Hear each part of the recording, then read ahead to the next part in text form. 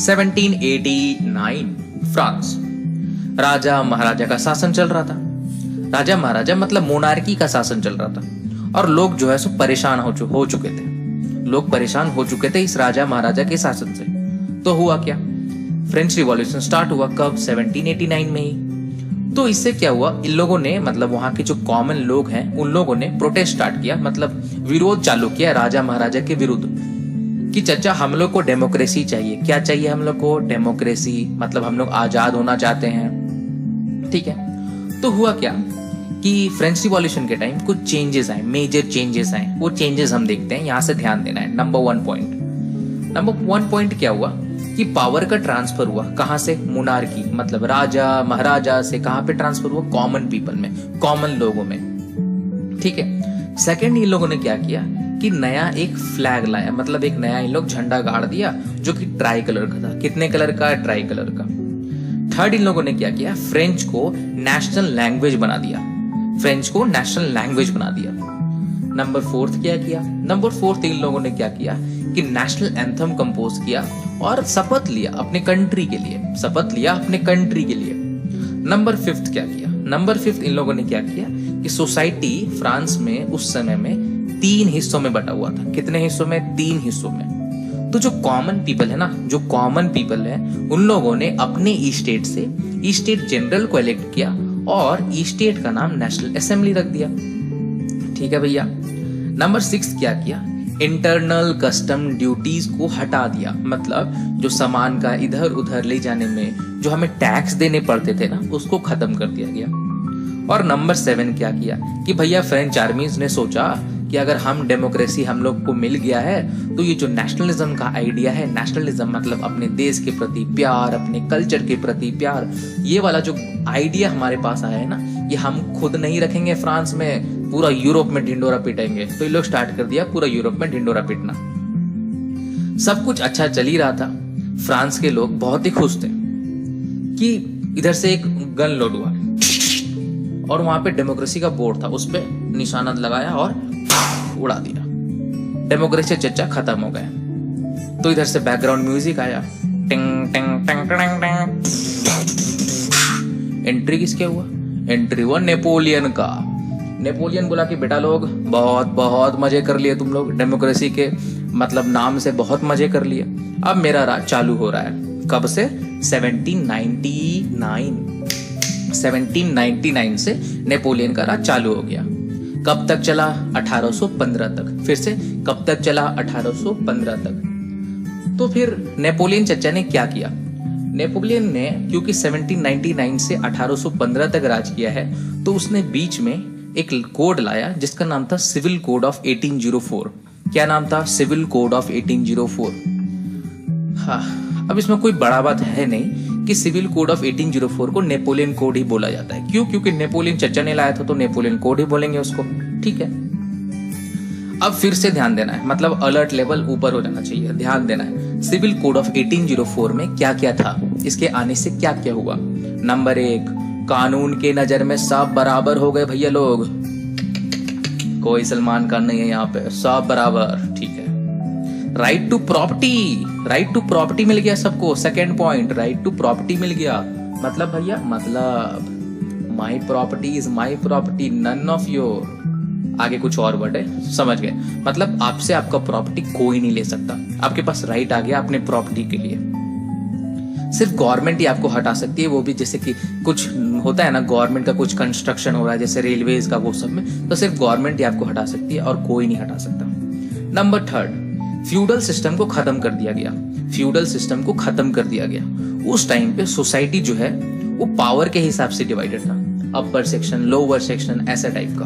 और lower section जो है ना, वो है ना अपर सेक्शन के अंडर काम करते थे। उन लोगों ने मतलब लोअर सेक्शन अपर सेक्शन के लिए काम करते थे और उनके अंडर में काम करना होता था।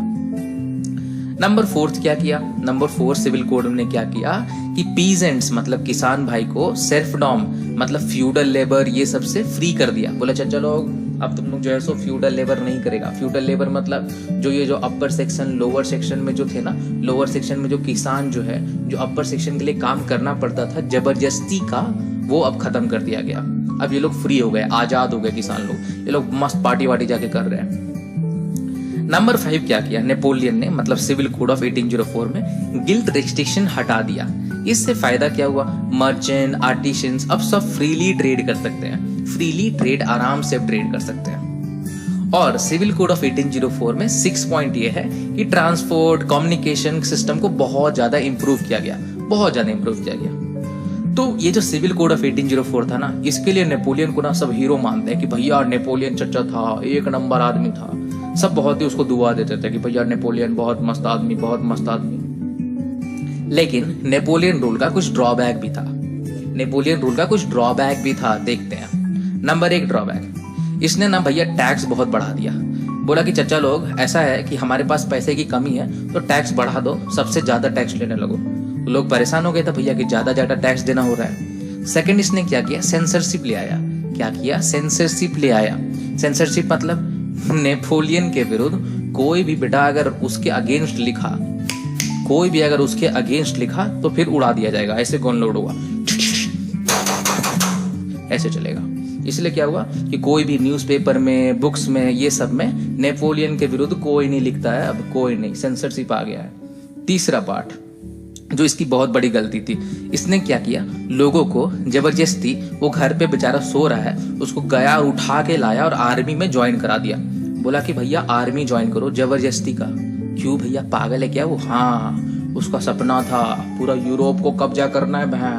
नहीं सॉरी, उसका सपना था पूरा यूरोप को कब्जा करना था उसको। तो क्या था कि ये था 3 ड्रॉबैक्स जो कि नेपोलियन का था। और अपना चैप्टर यहाँ पे, ये जो पहला टॉपिक है यहाँ पे खत्म हो जाता है। हम अभी थोड़ा क्या करेंगे कि डेट्स का रिवीजन करेंगे कि हम लोग स्टार्ट कैसे किए थे। स्टार्ट हमने किया था 1789 से, जहां फ्रेंच रिवॉल्यूशन चल रहा था, मतलब स्टार्ट हुआ था। तो सब बहुत ही मजे कर रहे थे, फ्रांस डेमोक्रेटिक हो गया था, सब बहुत ही मस्ती में कर जी रहे थे कि नेपोलियन का उधर से देखे कि हम लोग बंदूक का आवाज आया, उसने डेमोक्रेसी को उड़ा दिया। तो नेपोलियन का एंट्री कब हुआ, 1799 में। 1799 में कब तक राज किया उसने, 1815 तक राज किया। ठीक है, तो इसके बीच में नेपोलियन ने क्या किया, 1804 में सिविल कोड ऑफ 1804 लाया, जिसको प्यार से नेपोलियन कोड भी बोलते हैं। कोई दिक्कत यहां तक नहीं होना चाहिए। इसके बाद हम लोग क्या करेंगे, अगला जो टॉपिक है उसमें हम लोग देखेंगे 1815 के आगे क्या हुआ। ठीक है, अभी तक मस्ती करो, एंजॉय करो, धन्यवाद। तो स्टार्ट करते हैं हम लोग। ये जो टॉपिक स्टार्ट होता है ना, ये मिड 18th सेंचुरी से स्टार्ट होता है, मतलब 1750 के आसपास से स्टार्ट होता है। तो बहुत लोग सोचेंगे कि यार पहला वीडियो में तो इसने बोला था कि 1815 से चालू करेगा ये टॉपिक। तो बात ऐसा है कि हम लोग 1750 से, मतलब 1750 से लेकर के 1815 तक, जब तक नेपोलियन का राज खत्म हुआ, तब तक हम देखेंगे कि यूरोप में सोसाइटी का डिविजन कैसे था। ठीक है, तो पहले हम लोग वहां तक देख लेते हैं, फिर 1815 के बाद हम देखेंगे कि नेपोलियन का राज खत्म हुआ तो किसका राज आया, वगैरह वगैरह हम लोग देखेंगे, कंटिन्यू करेंगे वहां से। पहले यहां से स्टार्ट करते हैं 1750 से। तो क्या हुआ कि इस मिड 18th सेंचुरी में यूरोप में कोई नेशन स्टेट नहीं था, कोई नेशन स्टेट नहीं था। तो नेशन स्टेट क्या होता है, नेशन स्टेट मतलब है कि इंडिपेंडेंट कंट्री या फिर स्टेट, एक इंडिपेंडेंट कंट्री या फिर स्टेट जहां पे लार्ज ग्रुप ऑफ पीपल, मतलब मेजोरिटी ऑफ द पीपल जो है वो शेयर करता है क्या, common language, common history, common tradition, ये सब। और जो वहां का गवर्नमेंट है ना रे, वहां का जो गवर्नमेंट है उस पे सब एग्री करते हैं, मतलब जबरदस्ती उसके ऊपर थोपा नहीं गया है, जैसे राजा महाराजा का जबरदस्ती थोपा जाता है, तो ये नहीं होना चाहिए। तो नेशन स्टेट इसे बोलते हैं। फॉर एग्जाम्पल आज जितने भी कंट्रीज वगैरह है ना, सब नेशन स्टेट कहलाते हैं। तो क्वेश्चन में दिमाग में जरूर खोपचे में आएगा दिमाग में कि यार क्यों नेशन स्टेट नहीं था मिड 18th सेंचुरी में। तो इसका रीजन ये है कि डाइवर्सिटी बहुत ज्यादा था, गंदा वाला डाइवर्सिटी था। एक एग्जांपल देता हूं मैं, हैब्सबर्ग एम्पायर जो है ना, जो कि ऑस्ट्रिया हंगरी का एक एम्पायर था, वहां पे ना 3 लैंग्वेज चलते थे। फ्रेंच लैंग्वेज भी चल रहा है, इटालियन लैंग्वेज भी चल रहा है और जर्मन स्पीकिंग पीपल भी है। दिमाग खराब यार, मतलब किसी का दिमाग में आएगा भी नहीं कि चल जाके ना एक नेशन स्टेट बनाते हैं जहां पे common language, common history, common tradition हम लोग शेयर करेंगे। तो ऐसा दिमाग में कभी आएगा ही नहीं। तो फिर से दिमाग में हमारा क्वेश्चन आएगा कि भैया एक बात बताओ, तो नेशन स्टेट का आइडिया कहां से आया? तो हम बोलेंगे कि भैया थम जाओ, अभी देखेंगे आगे। तो देखो आगे स्टार्ट करते हैं, थोड़ा ज्यादा ध्यान देना है यहाँ से। यूरोप में सोसाइटी उस टाइम पे 2 डिविजन्स में बटा हुआ था, 2 डिविजन्स में बटा हुआ था, जो कि आगे जाके 3 डिवीजन हो गया। ठीक है, तो पहला डिवीजन जो था वो था एरिस्टोक्रेसी। एरिस्टोक्रेसी मतलब जो लोग हाईएस्ट क्लास होते हैं सोसाइटी में, मतलब जो अल्ट्रा रईस वाले कैटेगरी होते हैं ना वो लोग। तो इनका कुछ प्रॉपर्टीज, जो कि प्रॉपर्टीज अच्छा वर्ड है नहीं, बट इनके बारे में कुछ देखते हैं। सबसे पहला, ये लोग जो है वो लैंड ओइंग क्लास थे, मतलब जितना जमीन वगैरह था सब यही लोग के पास था। दूसरा, ये लोग क्या करते थे, ये लोग फ्रेंच लैंग्वेज बोलते थे, क्योंकि फ्रेंच लैंग्वेज को माना जाता था कि ये रईसों का लैंग्वेज है, मतलब अपर क्लास वाले लोग का लैंग्वेज है, तो ये लोग फ्रेंच लैंग्वेज बोलते थे। ठीक है, चचा लोग बहुत खुश थे। तीसरा था क्या कि ये लोग जो है सो स्मॉल ग्रुप में थे। अब रईस लोग ज्यादा क्वांटिटी में थोड़े ना रहेगा यार, तो छोटा ग्रुप में था ये लोग। ये बस याद रखने के लिए मैंने हिंट देता है और कुछ नहीं। चौथा क्या था कि फैमिलीज जो है ये लोग कनेक्टेड बाय मैरिज। तो ये लोग का जो फैमिलीज कनेक्ट थे ना, ये लोग मैरिज से कनेक्टेड थे, मतलब शादी वगैरह करते थे तो सेम ही कल्चर में, मतलब सेम ही सोसाइटी में करते थे। और ये लोग जो है सो united in common way of life. अब रईसों का एक अलग स्टैंडर्ड ऑफ लिविंग होता है, तो ये लोग इसी तरह से ये लोग यूनाइटेड थे। ठीक है, तो सेकंड जो हमारा जो कैटेगरी आता है, सेकंड डिवीजन जो आता है सोसाइटी में, वो है पीजेंट्री, मतलब किसान भाई। किसान भाई जो है ये मेजोरिटी पॉपुलेशन में था, इसको याद रखना कोई बड़ा बात है नहीं, ज्यादा संख्या था उन लोग का। सेकंड, ये लोग क्या करते थे, cultivated and looked after the land of aristocracy. जो अल्ट्रा रईस लोग जो थे ना, हाईएस्ट क्लास इन सोसाइटी जो थे, इन लोगों का जो जमीन वगैरह था ना, इन लोग पे पीजेंट्री, किसान भाई लोग ध्यान रखा करते थे और फसल वगैरह उगाया करते थे। ठीक है यार, तो क्या हुआ कि अब थर्ड कैटेगरी का क्या आपने बोला था कि थर्ड कैटेगरी भी है? हाँ है, थर्ड कैटेगरी भी है। क्या हुआ कि ग्रोथ हुआ किसमें, इंडस्ट्रियल सेक्टर में, इंडस्ट्रियल प्रोडक्शन में ग्रोथ हुआ। ग्रोथ होने से क्या हुआ, एक मिडिल क्लास निकल के आया, उभर के आया।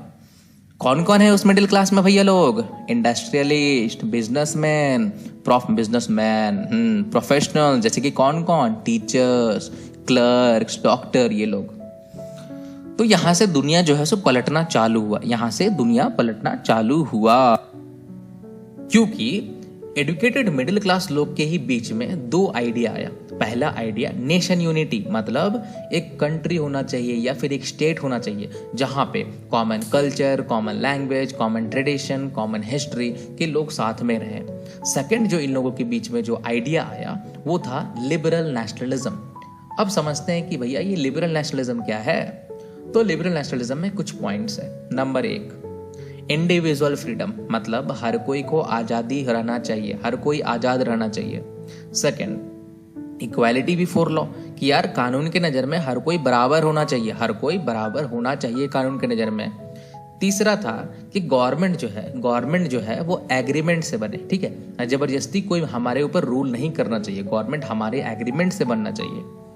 चौथा जो था वो था कि एंड ऑफ ऑटोक्रेसी। ऑटोक्रेसी मतलब जो एक आदमी जो पावर कंट्रोल करता है ना, जो एक आदमी जो पावर कंट्रोल करता है, ये सब खत्म हो जाना चाहिए। और कॉमन पीपल, मतलब हर जो आम जनता है, उनके हाथ में पावर होना चाहिए वोटिंग वगैरह करने का। प्लस था कि क्लेरिकल प्रिविलेजेस, मतलब होता है ना कि जो चर्च वगैरह के जो लोग होते हैं जैसे पोप वगैरह, वो लोग कुछ ज़्यादा ही मस्ती, मतलब बहुत ही अलग लग्जरियस लाइफ जीते हैं वो लोग। चाहे आदमी किसान, चाहे और भी आदमी लोग कितना भी गरीबी में जिए, ये लोग जो है सो मजे में जिएंगे। तो ये सब खत्म करना इन लोगों को था कि क्लेरिकल प्रिविलेजेस खत्म करना है। और ये लोग चाहते थे कि भैया कॉन्स्टिट्यूशन हो एक, प्लस रिप्रेजेंटेटिव गवर्नमेंट हो जो इंडिया में है, कि हम लोग वोट करें और वो जो नेता जो जीतेगा वो जाके रिप्रेजेंट करेगा, तो रिप्रेजेंटेटिव गवर्नमेंट हो, ऐसा कुछ होना चाहिए। तो दो आइडिया हमने देखा जो कि एडुकेटेड मिडिल क्लास में आया था। क्या? एक नेशन यूनिटी का, दूसरा लिबरल नेशनलिज्म का। ठीक है, लेकिन तब भी जो है सो 2 प्रॉब्लम्स अब भी थे। पहला प्रॉब्लम क्या था कि अभी भी हर कोई को वोट नहीं देने दिया जाता था, वही लोग बस वोट दे सकते हैं। मेन जिनके पास प्रॉपर्टी है, औरत लोग तो भूल ही जाओ, मेन जिनके पास प्रॉपर्टी है वही लोग सिर्फ वोट कर सकता है। ठीक है, याद रखना है। दूसरा, अगर हम बात करें, पहला ना मतलब स्टेट टू स्टेट जो है मूवमेंट्स ऑफ गुड्स जो होता है ना, जो सामान इधर उधर करते हैं स्टेट टू स्टेट, वहाँ पे रेस्ट्रिक्शंस था, वहाँ पे बहुत ज़्यादा रेस्ट्रिक्शंस था। तो 2 अभी भी प्रॉब्लम थे, मेजर प्रॉब्लम्स। तो क्या हुआ कि 1834 में, कब? 1834 में एक कस्टम यूनियन फॉर्म हुआ जिसका नाम था ज़ोल्वेरिन। इसका काम क्या था और इसको स्टार्ट किसने किया था? ये जो है सो पर्शिया ने स्टार्ट किया था। बाद में जो है सो बहुत सारे जर्मन स्टेट इसमें ज्वाइन किए। तो इससे रिजल्ट क्या हुआ? इसका रिजल्ट हुआ पहला नंबर की भैया ट्रेड बैरियर खत्म कर दिया गया। जो स्टेट टू स्टेट जो सामान ले जाने में जो हमें टैक्स देने पड़ते थे, कस्टम ड्यूटीज देने पड़ते थे, वो अब जो है सो खत्म हो चुके थे। सेकंड इसने क्या किया कि जो पहले ना 30 करेंसीज चल रहे थे, 30 करेंसीज थे वहां पे, तो 30 करेंसीज को रिड्यूस करके 2 करेंसीज में इन लोग कर दिए। ठीक है, अब बस 2 ही करेंसी चल रहा था वहां पे। तो आगे वीडियोस में ये सेम टॉपिक कंटिन्यू रहेगा, फिर देखते हैं हम लोग आगे बढ़ेंगे। धन्यवाद। यहां से हम लोग अपना सेकंड टॉपिक कंटिन्यू करेंगे। नेपोलियन का जो रूल था वो मैंने क्या बताया था, कब से कब तक था? 1799 से 1815 तक। ठीक है, तो 1815 में क्या हुआ कि नेपोलियन जो है सो हार गया। तो क्या हुआ कि नेपोलियन 1815 में अपना घर में आराम से सो रहा था। उधर से 4 लोग आए। कितने लोग? 4 लोग। ब्रिटेन, रशिया, पर्शिया और ऑस्ट्रेलिया, सबके पास एक एक बंदूक था। ठीक है, कौन कौन आए? ब्रिटेन, रशिया, पर्शिया और ऑस्ट्रेलिया। अब क्या हुआ कि नेपोलियन देखा कि 4 लोग, ये हड़बड़ा गया। इसने अपना बंदूक लोड किया और उड़ा दिया। लेकिन क्या हुआ कि अपना निशाना वो चूक गया। शिट, बहुत गलती हो गया उसके बाद। अब ये लोग क्या किए? अपना बंदूक लोड किए। अब ये लोग फायर किए। 4 गोली एक साथ निकला। बेचारा नेपोलियन को गोली लग गया और वो बेचारा अपना गायब हो गया वो। ठीक है, तो नेपोलियन का राज यहाँ पे खत्म हो जाता है। ये जो अभी कहानी मैंने सुना है ना, इसको प्यार से बैटल ऑफ वाटरलू बोलते हैं। ठीक है, तो इसके बाद क्या हुआ? इसके बाद एक नया टर्म आया, कंजर्वेटिज्म मतलब ये लोग जो है ना, ये लोग कंजर्वेटिज्म लाए। कंजर्वेटिज्म मतलब ये लोग बोले कि जितना भी नेपोलियन ये जो नया मॉडर्न जो चीज लाया ना, सिविल कोड ऑफ 1804 में जो सोसाइटीज में डिविजन्स वगैरह को हटाया है, सबको वापस लाओ। तो ये लोग क्या किए? ट्रेडिशनल वैल्यूज पे ही सब चीज वापस लाए। जैसे कि मोनार्की होना चाहिए, मतलब राजा महाराजा का शासन होना चाहिए। चर्च का पावर वापस ले आया, मतलब जो चर्च में जो पोप वगैरह जो एक होता था ना कि बहुत ज्यादा पावर एंजॉय करते हैं, हाईएस्ट पोजीशन वाले, फिर से वापस ले आया। सोशल हायरार्कीज ले आया, मतलब जो है सो अपर क्लास, लोअर क्लास, ये सब डिविजन्स वापस ले आया। और ये लोग क्या चाहते थे कि ऑटोक्रेटिक हो, मतलब एक आदमी का हाथ में पावर हो, कॉमन आदमी, सब कोई के पास पावर नहीं होना चाहिए। और क्या है कि ये लोग क्रिटिसिज्म नहीं झेलेंगे। अगर तुम कुछ बोलोगे कि भैया ऐसा बात है कि हमको यहाँ पे दुखी हो रहा है, तो ये लोग नहीं झेलने वाले क्रिटिसिज्म। प्लस ये लोग डिसएग्रीमेंट भी नहीं चाहते हैं। मतलब तुम बोलोगे कि ये लोग बोल दिए कि 6 बजे सुबह उठना है, तो तुम 7 बजे नहीं उठ सकते। मतलब जो लोग ये लोग बोलेंगे वो तुम्हें मानना पड़ेगा। ठीक है भैया। प्लस ये लोग क्या किया? सेंसरशिप भी ले आया। मतलब भैया कि कोई भी बुक्स में, न्यूज में, सॉन्ग्स में, कहीं भी कोई भी इन लोगों के अगेंस्ट नहीं बोल सकता। अगर बोलेगा तो पता ही है इन लोगों के पास बंदूक है, कभी भी उड़ा देगा। ठीक है, तो ब्रिटेन, पर्शिया और रसिया और ऑस्ट्रेलिया, ये लोग सब साथ में मिलके सोचे कि अब हम लोग लड़ाई जीत गए हैं, चलो हम लोग क्या करते हैं कि एक साइन करते हैं ट्रीटी ऑफ वेना। अब यहाँ से ध्यान देना है, ज्यादा ध्यान देना है। इन लोग ने साइन किया ट्रीटी ऑफ वेना। कब? 1815 में। क्यों 1815? क्योंकि उसी साल लड़ाई जीता था। 10 साल बाद थोड़े ना साइन करेगा, तो उसी साल इसने साइन किया 1815 में ट्रीटी ऑफ वेना। यहाँ से और ज्यादा ध्यान देना है। ट्रीटी ऑफ वेना में क्या क्या था? नंबर 1, इसको याद रखने का बहुत भयानक तरीका है। नंबर 1, पहला जो पॉइंट होगा ना, पहला 2 पॉइंट वो फ्रांस से रिलेटेड होगा। ठीक है, बॉर्बन डायनेस्टी रिस्टोर किया गया फ्रांस में। पहला point, Bourbon dynasty French revolution के टाइम ओवरथ्रोन, मतलब उसको उठा के फेंक दिया गया था, उसको वापस रिस्टोर कर दिया गया फ्रांस में। सेकेंड पॉइंट, फ्रांस के स्टेट बाउंड्रीज पे ना कुछ स्टेट सेटअप किया गया ताकि फ्रांस का एक्सपेंशन फर्दर ना हो, आगे जाके फ्रांस का एरिया एक्सपैंड ना करे। पहला 2 पॉइंट हो गया फ्रांस से। अब देखो, मैंने क्या बोला था कि 4 लोग आए थे लड़ाई करने के लिए ना। कौन कौन? ब्रिटेन, पर्शिया, रशिया और ऑस्ट्रेलिया। तो ब्रिटेन को भूल जाओ। अभी जो 3 लोग हैं ना, पर्शिया, रशिया और ऑस्ट्रेलिया, ये लोग तीनों को कुछ ना कुछ मिलेगा। ठीक है, देखते हैं कैसे। सबसे पहले पर्शिया को जो है सो न्यू टेरिटरीज मिला। कहाँ पे? वेस्टर्न बाउंड्रीज पे। ठीक है, ऑस्ट्रेलिया को क्या मिला? नॉर्थ इटली का कंट्रोल मिला। और रसिया को क्या मिला भैया? रसिया को पोलैंड मिल गया यार। ठीक है, तो हमने 5 पॉइंट कवर कर लिया। लास्ट पॉइंट कैसे याद रखेंगे ट्रीटी ऑफ वेना का? लास्ट पॉइंट बहुत ईजी है। जो नेपोलियन का ना एक कन्फेडरेशन ऑफ 39 स्टेट था, ठीक है, उसको ये लोग छुए भी नहीं, वॉज अनटच्ड, इसको ये लोग नहीं छुए हैं। ठीक है, तो ये था अपना ट्रीटी ऑफ वेना, ये सब हो गया जो कि 1815 में साइन हुआ था। तो कंजर्वेटिज्म से बहुत लोग खुश नहीं थे, तो क्या हुआ कि रिवॉल्यूशनरीज का एक नया ग्रुप जो है सो उभर के आया।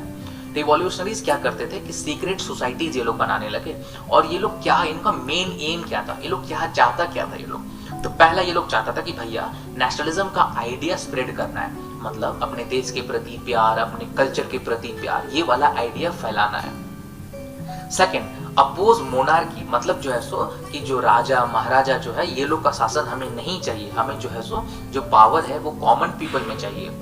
तीसरा था कि भैया फ्रीडम के लिए और ऑटोक्रेटिक रूल को खत्म करने के लिए ये लोग लड़ाई करना चाहते थे, मतलब आजादी के लिए। और ऑटोक्रेटिक रूल मतलब जो सोसाइटी डिवाइडेड था ना, और अपर क्लास वाले लोग जो एक्स्ट्रा मतलब प्रिविलेज उठा रहे थे ना, एक्स्ट्रा जो मस्ती कर रहे थे अपर क्लास वाले लोग, ये सब खत्म करना है।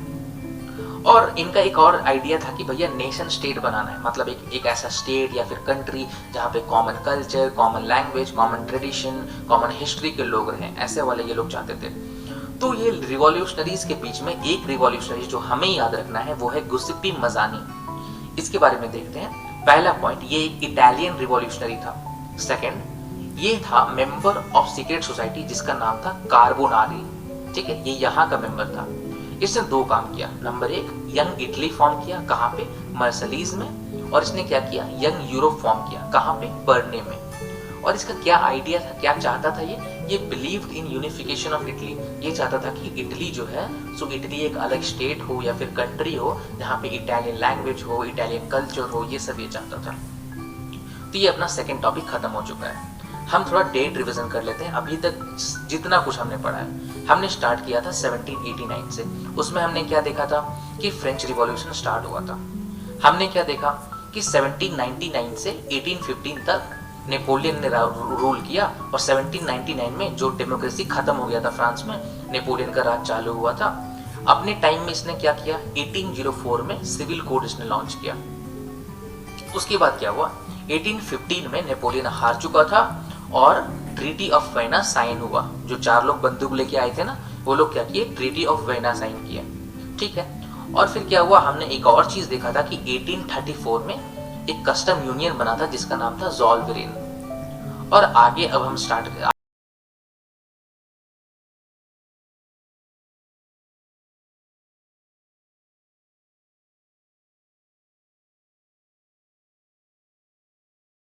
तो अपना थर्ड टॉपिक स्टार्ट करते हैं हम लोग। अपना थर्ड टॉपिक जो है वो हमें पढ़ना है कहाँ से, 1830 से 1848 तक। कहाँ से, 1830 से 1848 तक। इसको हम लोग प्यार से बोलते हैं द एज ऑफ रिवॉल्यूशन, ठीक है। मतलब इस टाइम पे ना 1830 से 1848 तक बहुत सारे रिवॉल्यूशन हुए। तो पहला दिमाग में क्वेश्चन आएगा कि भैया रिवॉल्यूशन क्यों हुआ। अच्छा, तो हमने पिछले लेक्चर तक क्या देखा था कि लिबरलिज्म मतलब लिबर्टी, इक्वालिटी, आज़ादी चाहिए, सब कोई बराबर हो, ये वाला आइडिया बहुत ही ज़्यादा पॉपुलर हो गया था पूरे यूरोप में। सेकेंड कौन सा आइडिया पॉपुलर हुआ था, नेशनलिज्म का। नेशनलिज्म मतलब अपने देश के प्रति प्यार, अपने कल्चर के प्रति प्यार, वो वाला आइडिया। तो लिबरलिज्म और नेशनलिज्म पूरे यूरोप में हर एक अलग अलग पार्ट, जैसे कि इटालियन में, जर्मन स्टेट्स में, आयरलैंड में, पोलैंड में, तो हर जगह जो है सो बहुत ही ज़्यादा फेमस हो गया। और ये सब रिवॉल्यूशन जो हो रहा था, इनको लेड कौन कर रहे थे, मतलब कौन इनको आगे ले जा रहे थे। इनको आगे ले जा रहे थे, याद रखना है, middle class, educated middle class के लोग। कौन कौन आते हैं इसमें आते हैं टीचर्स, डॉक्टर्स, क्लर्क्स, और फिर कुछ इंडस्ट्रियलिस्ट, मतलब जो कॉमर्शियल मिडिल क्लास लोग हैं ना, वो लोग सब इसको आगे ले जा रहे थे इस रिवॉल्यूशन को, ठीक है। तो ये मैंने कारण बताया कि रिवॉल्यूशन जो है सो ये पीरियड में 1830 से 1848 में क्यों हो रहा था। अब आते हैं पहला रिवॉल्यूशन पे, 1830 में याद रखना है, ये 1830 में याद रखना है, यहाँ से ध्यान देना है। 1830 में दो चीज हुआ। पहला चीज क्या हुआ, जुलाई रिवॉल्यूशन। पहला चीज क्या हुआ, जुलाई रिवॉल्यूशन। दूसरा चीज क्या हुआ, ग्रीक रिवॉल्यूशन। दूसरा चीज क्या हुआ, ग्रीक रिवॉल्यूशन, ठीक है। तो जुलाई रिवॉल्यूशन में हमें मात्र 2 पॉइंट याद रखने हैं, सिर्फ 2 पॉइंट याद रखने हैं, ठीक है। स्टार्ट करते हैं। पहला जो पॉइंट है जो कि जुलाई रिवॉल्यूशन में है, वो क्या है कि बॉर्बन किंग को 1830 में बॉर्बन किंग को उठा के फेंक दिया गया। बॉर्बन किंग का हिस्ट्री पता है आप लोगों को? मैंने बताया है, अगर आपने ध्यान दिया होगा तो। बॉर्बन किंग ना 1789 में जब फ्रेंच रिवॉल्यूशन हो रहा था, उसको ना उठा के फिर से फेंक दिया गया था। तो क्या हुआ था कि वो ख़त्म हो गया था। अब क्या हुआ, जब नेपोलियन का राज जो ख़त्म हुआ ना 1815 में, तब जो ट्रीटी ऑफ वेना साइन हुआ, उसमें बॉर्बन किंग को वापस से रिस्टोर किया गया था फ्रांस में। जो ट्रीटी ऑफ वेना का फर्स्ट पॉइंट था मेरा, उसको वापस रिस्टोर किया गया था बॉर्बन किंग को। अब क्योंकि 1830 में रिवॉल्यूशन बहुत आगे बढ़ चुका था, लोगों में काफ़ी ज़्यादा गुस्सा था, फिर से बॉर्बन किंग को उठा के फेंक दिया गया और जो है सो कॉन्स्टिट्यूशनल मोनार्की सेटअप किया गया। कॉन्स्टिट्यूशनल मोनार्की मतलब राजा महाराजा ही का ही शासन था, लेकिन वो राजा महाराजा अपने मन से कुछ नहीं कर सकता। अब उसको जो है सो कॉन्स्टिट्यूशन में जो लिखा हुआ है उसके लॉ के अनुसार ही कुछ करना है। और उसका जो हेड है उसको लुइस फिलिपी को इसका हेड बना दिया गया। यहाँ तक कोई दिक्कत नहीं होना चाहिए। ये था अपना पहला पॉइंट। सेकेंड पॉइंट ये था कि जुलाई रिवॉल्यूशन का सेकेंड पॉइंट ये था कि रिवॉल्यूशन स्टार्ट हुआ ब्रुसेल्स में। ब्रुसेल्स कहाँ पे है? बेल्जियम का कैपिटल है। ब्रुसेल्स क्या है? बेल्जियम का कैपिटल है। तो बेल्जियम कंट्री में ब्रुसेल्स में रिवॉल्यूशन स्टार्ट हुआ। धीरे धीरे पूरा कंट्री में जो है सो रिवॉल्यूशन फैला। और क्या हुआ कि ये लोग जो है सो किसके अंडर में थे? यूनाइटेड किंगडम ऑफ नदरलैंड के अंदर ये लोग थे। तो ये लोग बोले कि भैया अपन को चाहिए आज़ादी, टिंग टिंग। तो ये लोग क्या किया, वहाँ आज़ाद हो गए और यूनाइटेड किंगडम ऑफ नदरलैंड से ये लोग आज़ाद हो गए। ठीक है भैया। सेकंड मैंने बोला था कि 1830 में हमें दो चीज़ याद रखना है। एक तो जुलाई रिवॉल्यूशन, जो कि 2 पॉइंट मैंने कवर कर लिया है, और एक चीज़ याद रखना था ग्रीक रिवॉल्यूशन। तो ग्रीक रिवॉल्यूशन हम देखते हैं। तो ग्रीक जो है ना, इनमें भी क्योंकि यूरोप में उस टाइम पे आइडिया बहुत ज़्यादा फैल चुका था, किस बात का? नेशनलिज्म का, लिबर्टी का, मतलब आज़ादी चाहिए सब लोगों को। तो क्या हुआ कि ग्रीक जो है उस टाइम पे किसके अंडर था? ऑटोमन एम्पायर के अंदर था ग्रीक। इन लोगों को भी आज़ादी चाहिए था। ये लोग भी सोचे कि भैया सब लोग अगर आज़ाद हो रहा है तो हम लोग को भी आज़ादी चाहिए। हाँ ठीक है, आज़ादी मिलेगा, रुको आराम से। तो क्या हुआ कि उन लोग ने स्टार्ट किया अपना स्ट्रगल 1821 में। कब? 1821 में उनने स्टार्ट किया अपना स्ट्रगल आज़ादी के लिए। ठीक है। तो इन लोगों को अब अकेले आज़ाद ये लोग नहीं हो पाते, इसीलिए इन लोगों को ना हेल्प मिला। किससे हेल्प मिला? Western European countries. किससे हेल्प मिला? Western European countries. और किससे हेल्प मिला? कुछ पोएट से, और किससे? आर्टिस्ट से। ये लोग से इनको हेल्प मिला और ये लोग मिला जुला के सब एक साथ लड़ाई किए और तब जाके 1832, कब? 1832 में ट्रीटी ऑफ कॉन्स्टेंटिनोपल जो है सो वो साइन हो गया। कॉन्स्टेंटिनोपल जो है वो साइन हो गया और जो है सो ग्रीक को आज़ाद डिक्लेयर कर दिया गया। ठीक है। तो आगे वीडियोस में ये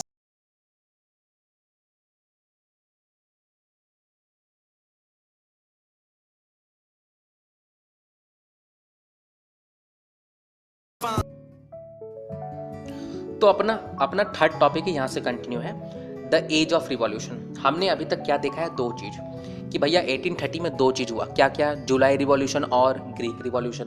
मेरे साथ बोला है, जुलाई रिवॉल्यूशन और ग्रीक रिवॉल्यूशन।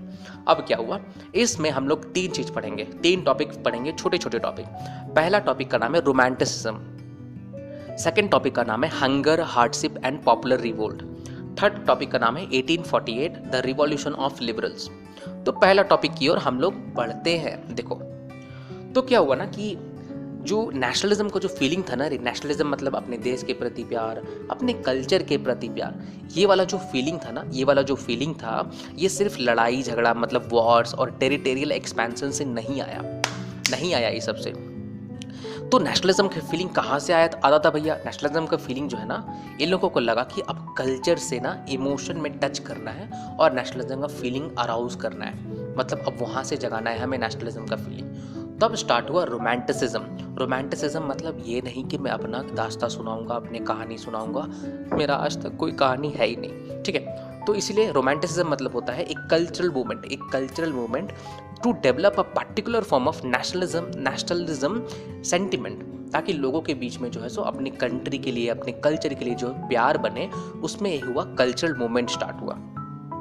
तो एक नाम जो हमें याद रखना है वो है जर्मन फिलोसोफर। उनका नाम क्या था? जोहान गॉटफ्रायड। नाम याद रखना, कोई खास दिक्कत नहीं होना चाहिए क्योंकि उसका नाम ही कॉमेडी है। जोहान गॉटफ्रायड। ठीक है। तो इसने क्या किया, इसने ट्राई करता था ये कि कल्चरल अमंग पीपल जो नेशनलिज्म का जो है सो आइडिया कैसे जगाएंगे।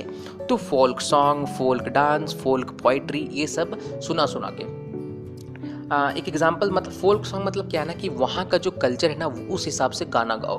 फॉर एग्जांपल कि यार अगर बिहार में चले जाएं तो बिहारी सॉन्ग लगा देंगे तो सब एकदम झूम उठते हैं। ऐसे ही क्या है कि तुम चले जाओ अगर महाराष्ट्र में वहाँ का गाना लगा देते हैं तो सब झूम उठते हैं। क्यों? क्योंकि अपना कल्चर है ना वो। तो इसीलिए क्या है कि इसने दिमाग लगाया और हर जगह जो जा के फोल्क सॉन्ग, फोल्क डांस ये सब स्टार्ट कर दिया। तो लोग जो है सो नेशनलिज्म का फीलिंग आने लगा कि यार अपना कल्चर ही सबसे अच्छा है। एक थोड़ा सा बुरा वाला कहानी सुन लेते हैं और समझते हैं कि इसके रोमांटिसिज्म के लिए और ज़्यादा समझते हैं। तो देख क्या हुआ, एंड ऑफ 18th सेंचुरी में ग्रेट पावर जैसे कौन कौन थे, रशिया, पर्शिया और ऑस्ट्रेलिया, ये लोग मिल करके क्या किए, पोलैंड को जो है सो अलग कर दिए। अब इस पे पोलैंड पर जो है सो राज किसका आया, पोलैंड पे राज आया रशिया का।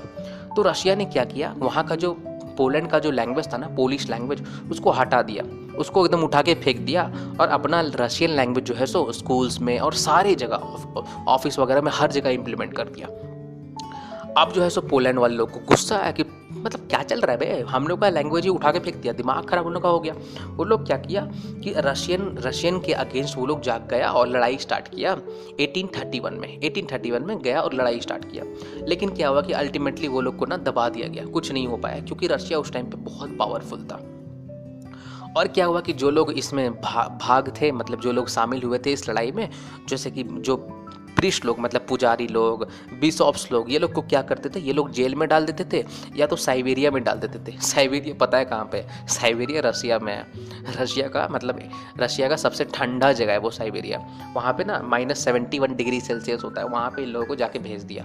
तो घंटा आज के बाद ना कोई सोचेगा भी नहीं कि चलो रिवोल्ट करते हैं। यही थोड़ा सा बुरा वाला कहानी था। हाँ, सेकेंड टॉपिक हम लोग पढ़ेंगे hunger, hardship and popular revolt. 1830 Europe का सबसे गंदा वाला इकोनॉमिक टाइम से ये, बहुत ही गंदा। क्यों? क्योंकि इंक्रीज इन पॉपुलेशन हुआ था, लोगों से कंट्रोल हुआ नहीं और पॉपुलेशन बढ़ गया पूरा यूरोप में। ठीक है भैया, रूरल एरिया से जो है ना अब माइग्रेट होके सब सिटीज में आने लगे कि चलो भैया वहाँ पे कम से कम जॉब वगैरह मिल जाए, लेकिन नहीं मिलता था। और हुआ क्या कि अब जो सामान है ना वो इंग्लैंड से ना आने लगा, तो वो सस्ता था क्योंकि वो मशीन से बना हुआ होता था। तो जो वहाँ के प्रोड्यूसर्स थे ना, यूरोप के स्मॉल प्रोड्यूसर्स जो थे, उनको अब लॉस होने लगा क्योंकि कंपटीशन और बढ़ गया था। तो 1848 में फूड शॉर्टेज और वाइड स्प्रेड अनएम्प्लॉयमेंट, मतलब किसी को भी ना नौकरी नहीं मिलता था, और फूड शॉर्टेज जो है इसी कारण जो है सो पेरिस जो है वो रोड पे आ गया। और लुइस फिलिपी, क्योंकि हम देखे थे कि बॉर्बन, लास्ट वीडियो में हमने देखा था कि लुइस फिलिपी को हेड बना दिया गया था किसका, कॉन्स्टिट्यूशनल मोनार्की का। उसको वापस से भगा दिया गया कि साला तेरे से कुछ नहीं हो रहा, भागो यहाँ से। तो उसको भगाने के बाद लुइस फिलिपी को कुछ चेंजेस लाए गए, जैसे कि राइट टू वोट अब सबको, जो भी आदमी मतलब जो भी मेल जो है, राइट टू वोट सबको मिला जो कि जिनका एज 21 से आगे है। और भी चीज़ जैसे कि राइट टू वर्क प्रोवाइड किया गया कि अब सबको काम मिलेगा और सबको एम्प्लॉयमेंट वगैरह सबको मिलेगा अब। तो 1845 में एक कुछ कहानी है वो मैं सुनाता हूँ। वीवर्स जो है ना वो लोग एक रिवॉल्ट स्टार्ट किए कॉन्ट्रैक्टर्स के अगेंस्ट। क्यों? क्योंकि कॉन्ट्रैक्टर जो है ना सो उन लोगों का अचानक पेमेंट जो है सो बहुत ही घटा दिया। तो 4 जून 1845 में लार्ज क्राउड ऑफ वीवर्स जो है सो जाके डिमांड करने लगे कि भैया हम लोगों को हायर वेज चाहिए, और जो हम लोग का पैसा हम लोगों को ज़्यादा चाहिए। कॉन्ट्रैक्टर जो है वो अपना फैमिली के साथ भाग गया और उल्टे में हुआ क्या कि 11 वीवर्स को गोली से उड़ा दिया गया। 11 गोली निकालना बड़ा टफ हो जाता है यार। तो उन लोगों को 11 वीवर जो है सो अब मर चुके थे। तो थर्ड टॉपिक यहाँ से स्टार्ट करेंगे। 1848 द रिवॉल्यूशन ऑफ लिबरल्स। 1848 में क्या हुआ कि रिवॉल्यूशन एक चल रहा था। कौन चला रहा था ये रिवॉल्यूशन? ये रिवॉल्यूशन मिडिल क्लास के लोग चला रहे थे। तो इन लोगों का डिमांड था कि भैया हम लोग को नेशन स्टेट बनाने दो, मतलब एक ऐसा स्टेट बनाने दो जहाँ पे common culture, common language, common tradition के लोग रहें। और इन लोगों का एक और डिमांड था कि पार्लियामेंट्री प्रिंसिपल्स होने चाहिए। पार्लियामेंट्री प्रिंसिपल मतलब होता है एक कॉन्स्टिट्यूशन होना चाहिए, फ्रीडम ऑफ प्रेस होना चाहिए और फ्रीडम ऑफ एसोसिएशन होना चाहिए, मतलब अपनी पार्टी वगैरह बनाने की आज़ादी होनी चाहिए। तो यहाँ से एक मैं कहानी सुनाऊंगा, छोटा सा कहानी। जर्मन रीजन में ना उस टाइम पे पॉलिटिकल एसोसिएशन जो थे, मतलब पॉलिटिकल पार्टी वगैरह जो थे, वो मिडिल क्लास से भरे हुए थे। मिडिल क्लास बिजनेसमैन, जैसे मिडिल क्लास आर्टिशंस, ये लोग से। तो क्या हुआ, उन लोगों ने डिसाइड किया कि इस बार हम लोग वोट देंगे ऑल जर्मन नेशनल पार्टी को। तो ऑल जर्मन नेशनल पार्टी को वोट सबने दे दिया। 18 मई 1848 को 831 इलेक्टेड मेंबर्स जो है वो इलेक्ट हुए, 831 मेंबर्स इलेक्ट हुए और वो लोग जो है सो एक कॉन्स्टिट्यूशन वो लोग जो है सो ड्राफ्ट किए जर्मन नेशन के लिए। यहाँ से थोड़ा कहानी में ट्विस्ट आएगा। तो पार्लियामेंट जो है उस टाइम पे डोमिनेंट हो गया मिडिल क्लास से, होगा ही क्योंकि ऑल जर्मन नेशनल पार्टी जीता है, ऑल जर्मन नेशनल पार्टी में सारे मिडिल क्लास ही थे, तो पार्लियामेंट जो है सो डोमिनेंट था मिडिल क्लास से। तो ये लोग क्या किए, ये लोग रेसिस्ट किए डिमांड्स किसका, वर्कर्स और आर्टिशंस का। जो लोग साले हेल्प किए थे इन लोगों को जीतने में, उन लोगों का डिमांड ही यही लोग नहीं मानने लगे। तो वो लोग चालाक, वो लोग बोले कि भैया हम लोग जो है सो अपना सपोर्ट हटा लेंगे। वो लोग अपना सपोर्ट हटा लिए। इससे क्या हुआ कि ट्रूप्स जो है मतलब जो सैनिक जो लोग हैं वो लोग वापस आया और नेशनल असेंबली जो बना हुआ था उसको वापस से हटा दिया, मतलब उसको हटा दिया गया। तो ये लोग जो इतना मेहनत किए सब पानी में मिल गया। लेकिन चेंजेस आए, बहुत कुछ चेंजेस आए। जो वहाँ से वो जो वापस से मोनार्की का जो शासन आ गया ना राजा महाराजा का, वो लोग समझ गए कि अगर अब हम लोग जो है सो लोगों को परेशान करेंगे तो लोग हमारे विरुद्ध खड़ा होने लगे हैं। इसलिए उन लोगों ने 2 चेंजेस लाया। Number 1, serfdom and bounded labour abolished, उन लोगों को ख़त्म कर दिया गया। जो ज़बरदस्ती का अपर सेक्शन के लिए जो काम करना होता था ना किसान लोगों को, वो सब अब ख़त्म कर दिया गया। सेकंड क्या हुआ, हंगेरियंस को ऑटोनॉमिक ग्रांट कर दिया गया, मतलब अब वो लोग जो है सो अपना सेल्फ गवर्निंग कंट्री बना सकते हैं, जहाँ उनकी गवर्नमेंट हो वो ऐसा कंट्री बना।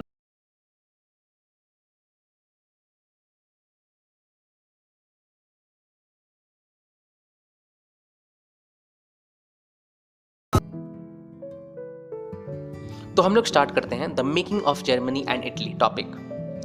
सबसे पहले देखते हैं जर्मनी के बारे में। पिछला वीडियो में हमने देखा था कि ऑल जर्मन नेशनल पार्टी जो है सो वो जीत गया था, मिडिल क्लास वाले ने उनको जिताया था। लेकिन वो लोग जो है सो अपना बेवकूफ़ी के कारण वो लोग नहीं आ पाए पावर में, और उनको सप्रेस कौन किया, मतलब उनको जो है सो दबा कौन दिया, मोनार्की मतलब राजा महाराजा और मिलिट्री वाले लोग। तो क्या ये लोग हार मान गए? नहीं, इनको सपोर्ट मिल गया किसका, large owners called junkers of Persia, junkers of Persia का इनको सपोर्ट मिल गया।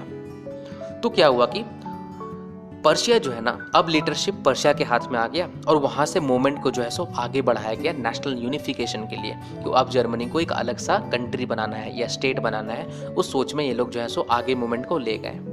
और चीफ मिनिस्टर कौन था? Otto von Bismarck. Otto von Bismarck जो है सो इस मूवमेंट को आगे ले जा रहा था। 3 लड़ाइयाँ हुआ, 7 साल तक लड़ाई चला, बड़ा बड़ा लड़ाई हुआ। किसके साथ? ऑस्ट्रेलिया के साथ, डेनमार्क के साथ और फ्रांस के साथ।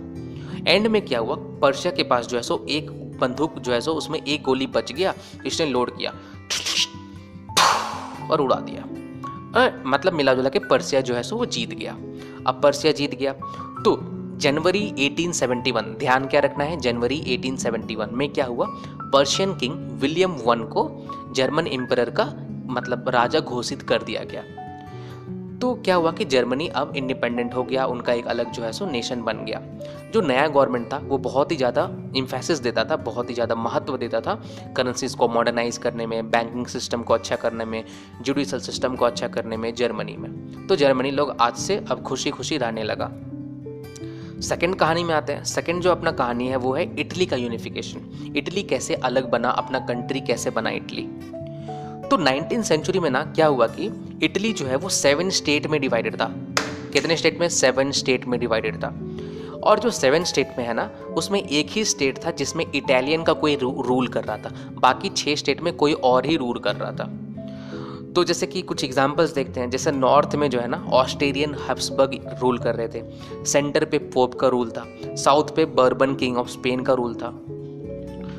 तो क्या हुआ कि इवन जो है ना इटालियन लैंग्वेज भी वहाँ पे नहीं था, बहुत सारे लोकल लैंग्वेज चल रहे थे, बहुत सारे लोकल लैंग्वेज।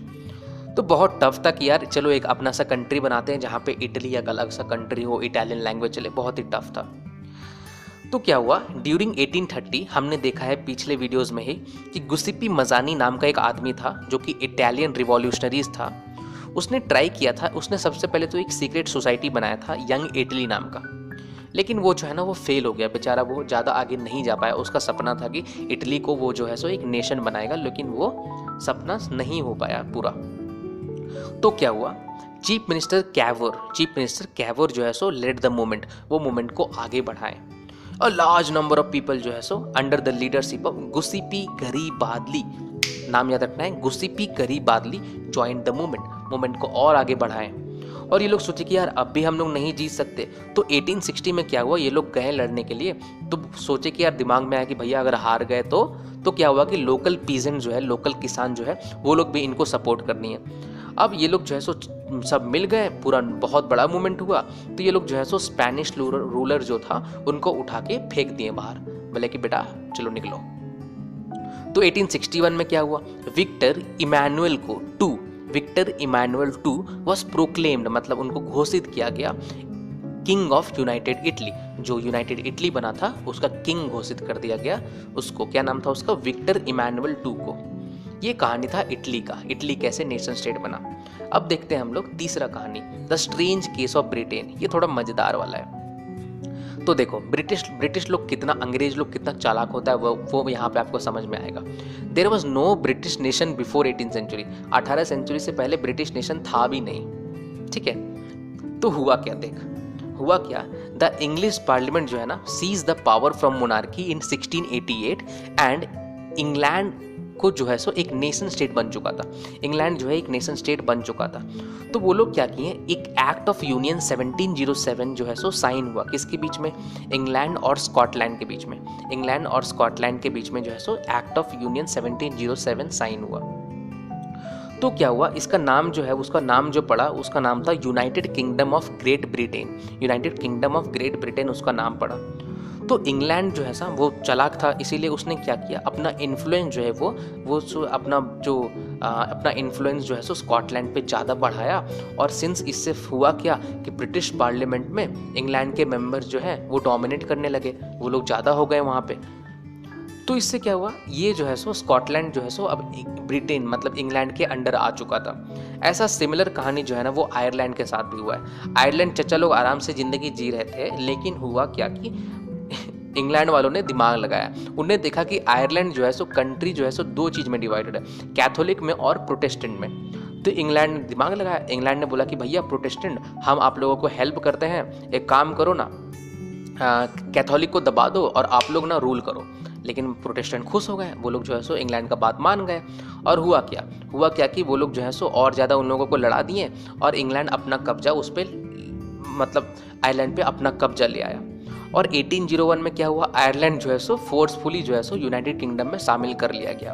अब ब्रिटेन के अंदर कौन कौन आ गया, इंग्लैंड तो था ही, स्कॉटलैंड को हमने देखा कि वो लोग अंडर कैसे लाए, और आयरलैंड को मतलब बेवकूफ़ बना के अंडर ले आए। अब क्या हुआ, जो न्यू ब्रिटेन बना ना, इसमें ब्रिटिश फ्लैग था, नेशनल एंथम भी वही लोग का था और इंग्लिश लैंग्वेज भी था। सबको प्रमोट करने लगे, बोले बेटा आयरलैंड और स्कॉटलैंड ज़्यादा होशियार नहीं बनेगा, हम लोग का जो बोलेंगे वही सब तुम सुनेगा। तो यही था अपना। आगे टॉपिक में हम लोग देखेंगे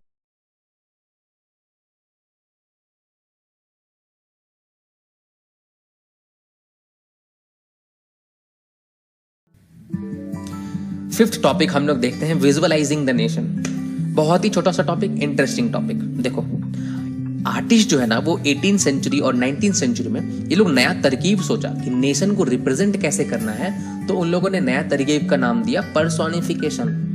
तो पर्सोनिफिकेशन क्या है रे? हाँ, पर्सोनिफिकेशन मतलब क्या होता है, adding human characteristics to something non human.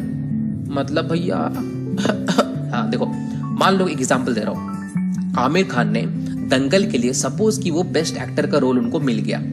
Aamir Khan को बुलाया गया स्टेज पे कि भैया आ जाओ। आमिर खान बोला भैया हम अवार्ड नहीं लेते, हम घर पे ही बैठते हैं। ठीक है, लेकिन जीता तो है। तो वो जो अवार्ड जीता है ना, वो अवार्ड को तुम देखना कि ऐसे करके एक लड़की खड़ा रहेगी ऊपर हाथ करके। ठीक है, तो ये लड़की जो है ना वो सिंबल है। सिंबल किस चीज का है? कोई प्रेस्टिजियस अवार्ड का, कि किसी ने कोई बड़ा काम किया है इसीलिए उसको दे दिया जा रहा है। ये सिंबल होता है कुछ अच्छा काम के लिए, कुछ बड़ा काम के लिए। तो वही इन लोगों ने, यही होता है पर्सोनिफिकेशन। तो 18th और 19th सेंचुरी में फीमेल फिगर को सेलेक्ट किया गया एज अ सिंबल, जिसको हम प्यार से एलेगोरी भी बोलते हैं। तो नेशन को रिप्रेजेंट करने के लिए फीमेल फिगर को चुना गया। तो क्या हुआ देख, फीमेल फिगर जो है ना, फीमेल एलिगरी जो है, वो लोग पोर्ट्रे करता है, वो लोग पोर्ट्रे मतलब वो लोग दिखाता है क्या चीज को, आइडियाज सच एज लिबर्टी मतलब आजादी, जस्टिस मतलब कानून वगैरह वो सब, और रिपब्लिक मतलब कि पीपल के मतलब लोगों के बीच में, लोगों के हाथ में पावर है, ये सब। तो कुछ एट्रीब्यूट्स मैं बताता हूँ। लिबर्टी का जैसे कि होता है रेड कैप, अगर रेड कैप दिखा मतलब वो आदमी, उससे पता चलता है कि आजाद है। ब्रोकन चेन, अगर एक चेन है जो कि टूटा हुआ है, उससे पता चलता है कि वो आजाद है। ये सब बस पर्सोनिफिकेशन है, दिखाया जाता है। जस्टिस के लिए हम लोग जानते ही यार, हम कितना मूवीज में देख चुके हैं, blindfolded women carrying a pair of weighted weighing glass जो होता है, वो पिक्चर देख लो यहाँ पे। तो देखो, दो चीज जो हमें इसमें याद रखना था वो दो ही चीजें। नंबर एक, फ्रांस का जो एलोगरी है ना, जो सिंबल था उस टाइम पे, उसका नाम था मैरिनी, मैरिनी उसका नाम था। और जर्मनी का नाम था जर्मेनिया, जर्मनी का नाम था जर्मेनिया, फ्रांस का नाम था मैरिनी। बस यही दोनों याद रखना है, और दिमाग में याद रखना है कि पर्सोनिफिकेशन क्या था। तो आमिर खान का नाम याद रखना, सब याद रहेगा। तो यही था अपना 5th टॉपिक खत्म। और देखो भैया, मस्ती करते रहो क्योंकि क्लास 10 है, आगे बड़ी परेशानी है रे। नेक्स्ट टॉपिक में मिलते हैं आप लोग, नेशनलिज्म एंड इंपेरियलिज्म। धन्यवाद। अपना लास्ट टॉपिक है नेशनलिज्म और इंपेरियलिज्म। नेशनलिज्म मतलब हमको पता है क्या भैया, अपने कंट्री के लिए प्यार, अपने कल्चर के लिए प्यार। लेकिन इंपेरियलिज्म का डेफिनेशन मैं थोड़ी देर में देता हूं ताकि आपको फील आए कि क्या रियली होता है इंपेरियलिज्म। स्टार्ट करते हैं। हम लोग केस स्टडी करने वाले हैं, एक कहानी सुनने वाले हैं बेसिकली बल्कान्स के बारे में। तो बल्कान्स जो है ना, अगर मॉडर्न डे के हिसाब से देखें तो बल्कान्स में कौन कौन था उस टाइम पे? रोमानिया था, बुल्गारिया था, अल्बेनिया था, ग्रीस था।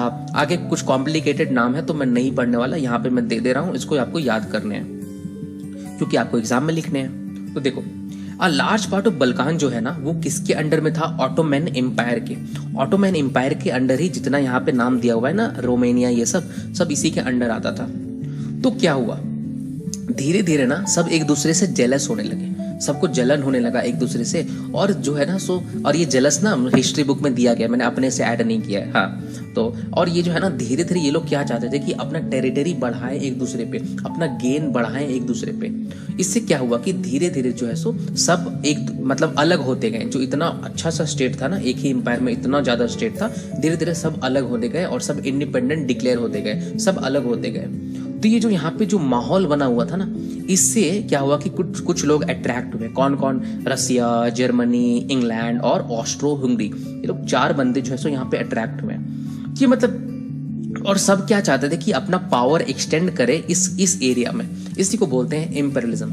इंपेरियलिज्म मतलब क्या होता है कि पावर का एक्सटेंड करना मिलिट्री वगैरह का यूज करके कोई पर्टिकुलर रीजन पे, यही होता है इंपेरियलिज्म। अब इंपेरियलिज्म आपको समझ में आ गया होगा। तो देखो, this led to the first world war. अब देखो, होता यही है ना रियल लाइफ में भी, एक लड़की है, 4 लौंडे घूम रहे हैं, तो यही दिक्कत होता है यार, लड़ाई होता है सबके बीच में, लड़कियों को पता भी नहीं चलता है क्या हुआ, लेकिन चारों आपस में लड़ाई कर रहे हैं। तो इसी से क्या हुआ कि फर्स्ट वर्ल्ड वॉर स्टार्ट हो गया, Russia, Germany, England, Austro Hungary, ये सब के बीच में। अब क्या हुआ कि और उस टाइम पे ना many countries were colonised by European power. तो यूरोपियन पावर जो है ना, ये बहुत सारे कंट्रीज को कॉलोनाइज किए हुए थे, उन पे कब्जा किए हुए थे। तो क्या हुआ कि सब लोग ना अपोज करने लगे इंपेरियलिज्म को। सब लोग बोले कि भैया हम लोग जो है अब हम लोग को 19th सेंचुरी में, अब मॉडर्न हो गया ना रे, 19th सेंचुरी में क्या हुआ कि सब बोले कि हम लोग को मिलिट्री से मत दबाओ, मिलिट्री का पावर से हम लोग नहीं दबने वाले। अब हम लोग अपोज स्टार्ट करना चालू कर दिया। तो ये जो एंटी इंपेरियल मूवमेंट, मतलब इंपेरियलिज्म नहीं चाहिए हम लोग को, किस जबरदस्ती कोई हमारे ऊपर रूल करे मिलिट्री यूज करके, ये सब हमें नहीं चाहिए। ये जो मूवमेंट था ना, ये बहुत हर जगह डेवलप हो गया। और ये आइडिया बेसिकली नेशनलिज्म का आइडिया फैलने लगा कि हमको अपना कंट्री चाहिए जहाँ पे हम लोग आज़ादी से रह सके, एक अपना कंट्री हो जहाँ पे अपना लैंग्वेज हो, अपना कल्चर हो। ये सब का आइडिया जो है सो पूरा यूरोप में हर जगह ये सो फैलने लगा, और सब चाहते थे कि अपना नेशन स्टेट बनाए, इंडिपेंडेंट रहे। तो यही था हम लोग का जो है सो लास्ट टॉपिक।